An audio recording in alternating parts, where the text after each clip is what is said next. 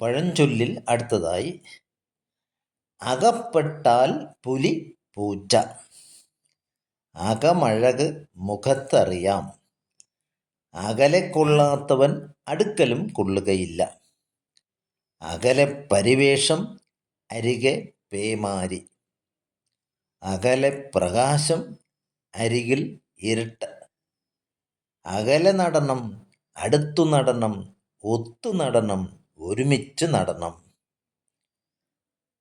അകലെ പോകുന്നവനെ അരികിൽ വിളിച്ചാൽ അരത്തൊട്ട് ഛേദം.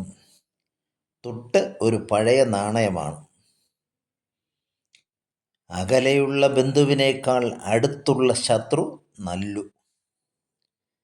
അകലെ ഒഴുത്ത് പകലെ പോരിക, അകവും പുറവും ഒരുപോലെ, അകഴിൽ വീണ മുതലയ്ക്ക് അതുതന്നെ വൈകുണ്ഠം.